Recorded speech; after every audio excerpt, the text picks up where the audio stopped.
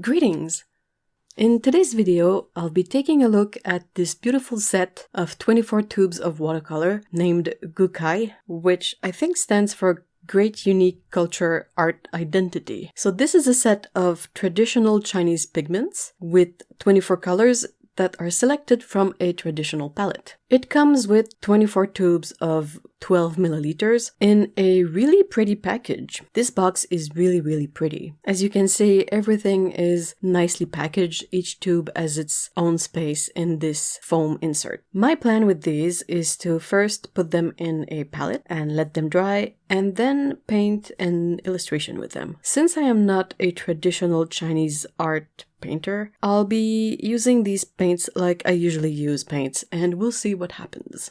I was trying to find a palette in the stuff I already have that is unused, and I found this palette here for 18 colors. This is not quite enough space, but I think I will put 6 of the colors in the sections in the middle of the tray, you know, the larger sections. And since the lid has so much space for mixing, all the mixing will happen in the lid. I first took out the paints and organized them around the palette to see where every color would be. Then I wanted to make a chart with all the colors in their space so I could reference this chart on paper when using the palette. Problem is, these paints don't have an English label or a number that is easy to reference. What I ended up doing is I put a small piece of washi tape on each tube and just numbered them. 1 to 24. That's the numbers that I put in my super sketchy reference chart, so I would at least know where each color is if I ever need to refill a pen or reference a color. That's the way I organize these. Of course, if you can read and speak Chinese, this is probably much easier for you to set up, but as I don't,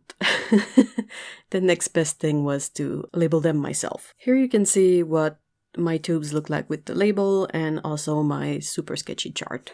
Pouring the paints in the palette was pretty straightforward, except for one color. There is one tube that gave me a bit more problem, and I'll explain why. Now, some of these tubes, like you have with almost any tube of paint, sometimes they separate a bit, so you have a more liquidy part and a more thick part. And ideally, you remix these together before you pour the paint in a palette or in a pan. Sometimes, if you're lucky, you can remix the color by sort of pinching and handling the tube a bit, you know. I tried to do that with a color, but it didn't quite work out.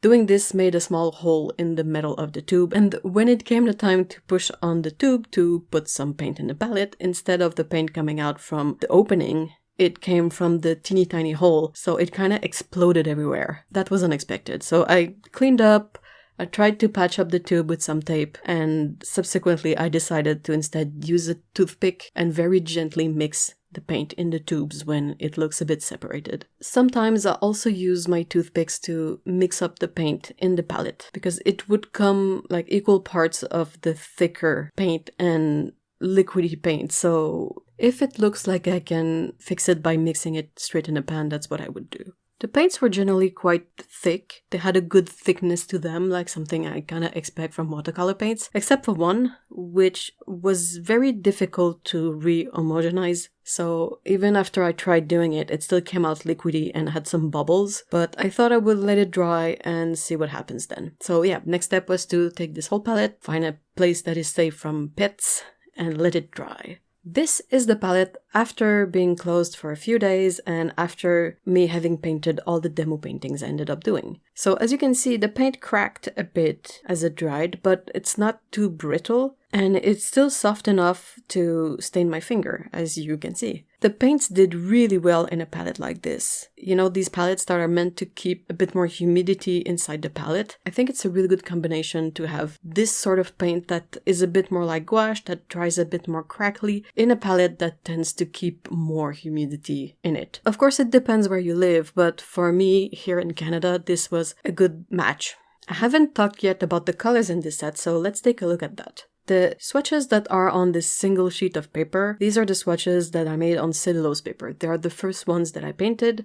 I set up this sheet with 24 sections and labeled them and painted the colors in. I wanted to see what the paints would look like on, the most common, basic, inexpensive paper. The color selection itself, like I said, is taken from a Chinese traditional palette.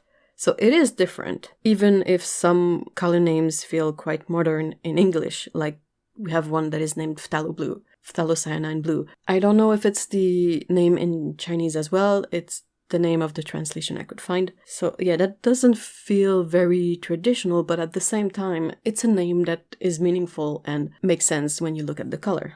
I did a second round of swatching. I wanted to see how these colors would look on cotton paper, so I took out my stash of pre-cut cotton paper watercolor swatches, and also these have this black stripe that runs through the swatch. It is black watercolor ground, and it allows me to see just how opaque a color is or how transparent it is. It's also a very interesting way to see if paints have other stuff in them, like if you see something like a white deposit in a color that is not white, that can inform you on what is in your paint. I'll be showing both swatches of the same color next to each other so you can see how they compare. I think overall they look pretty much the same regardless of the paper you use. I didn't notice any issues with the weird textures happening or colors being particularly striky. Everything is nice and smooth, and they all reacted to trying to make a gradient with water quite well. Overall, I really love this color palette. The colors are ones that I like using anyway, and since they behave so well, I was very happy to be using them.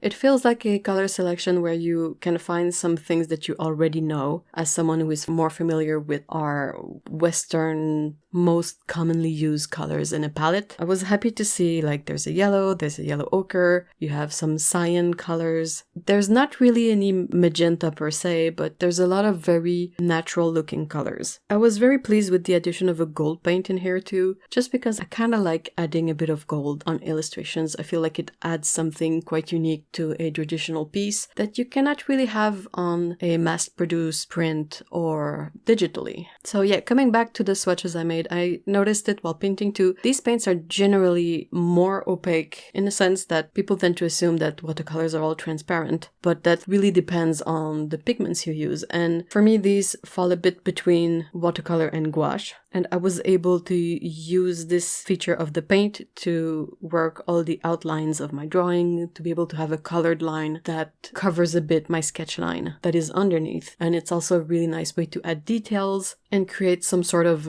effect of texture by alternating paints that are more transparent and paints that are more opaque in a drawing. As for the name of the colors, I took the time to find charts and reference all the charts I could find so that I would have consistent English names to put on the swatches you saw. I also put the numbers that I used for the colors. You can see my paperwork for that bit of research here. And finally, on to the demos. So I ended up doing 3 pieces that are similar in style. These are these little inventory drawings for cat characters. I used the paints in 3 ways on these. So first, for the main area that is inside the frame, I did a light wash of colors. So wet the area and add some light washes of color and let them mix, and that worked very well. I let that dry, and then I did a second pass where I sort of filled all the colors of everything that is in these drawings. It's technically the bulk of the job, like that's painting everything. And finally, when that was dry, I came back with a finer brush and used the paints to create all the lines for everything. So I was able to really use the paints more thickly and to fully benefit from their various degrees of opacity to create these lines that would cover well the lines that I had sketched in. I think the paints look good, they mix well, and when they dry, they look really good too. I'm very happy with the performance of these paints. These colors are really suited to the kind of stuff I like to paint, so that really worked for me. Of note, I would perhaps mention that the paints have a slight smell to them. If you're very sensitive to smells, maybe that's not something you should look into.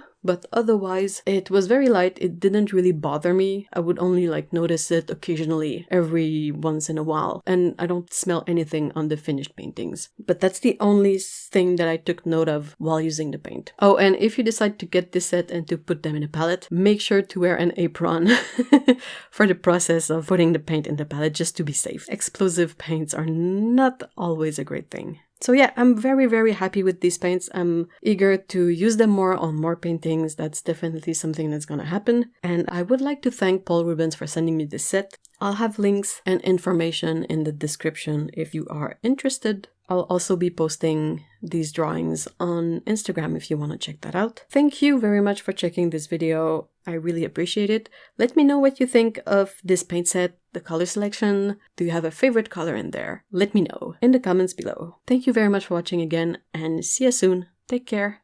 Bye bye.